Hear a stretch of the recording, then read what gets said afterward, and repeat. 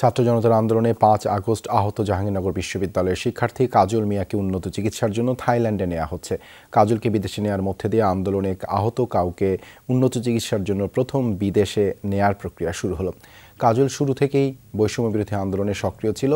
৫ August long March for Dhaka কর্মসূচিতে যাত্রাবাড়ি এলাকায় অংশ নেন কাজল।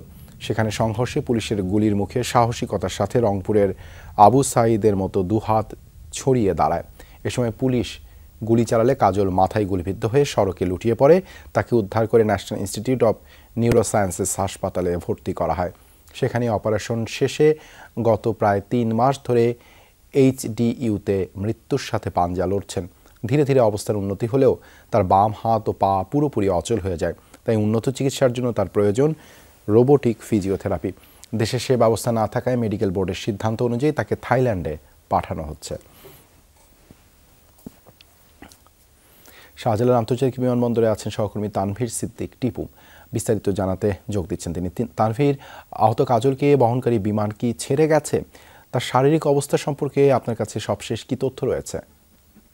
দেবাশিস, বৈষম্য বিরোধী আন্দোলনে আহত কাজল মিয়া, তাকে হযরত শাহজালাল আন্তর্জাতিক বিমানবন্দরে নিয়ে আসা হয়েছে। তাকে বহনকারী যে অ্যাম্বুলেন্সটি রয়েছে সেটি এখন বিমানবন্দরের ভিতরেই অবস্থান করছে, কিন্তু এখনও সেটি ছেড়ে যায়নি। কিছুক্ষণের মধ্যেই সেটি ছেড়ে যাবে এবং এখানে অন্তর্বর্তীকালীন সরকারের যিনি স্বাস্থ্যমন্ত্রী আছেন নূরজাহান বেগম, তিনি এখানে উপস্থিত আছেন এবং তিনি তাকে বিদায় থাইল্যান্ডে পাঠানোর জন্যই এখানে অবস্থান করছেন।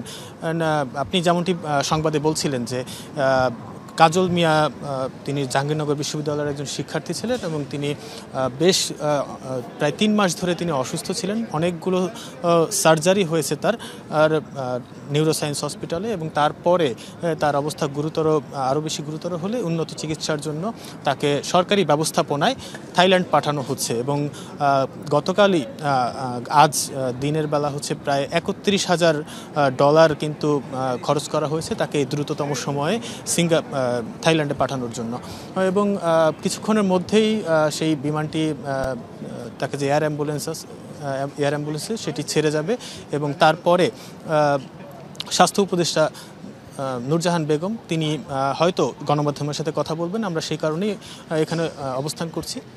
দেবাশিস, এই ছিল সর্বশেষ। ধন্যবাদ আমাদের সাথে যুক্ত হবার জন্য।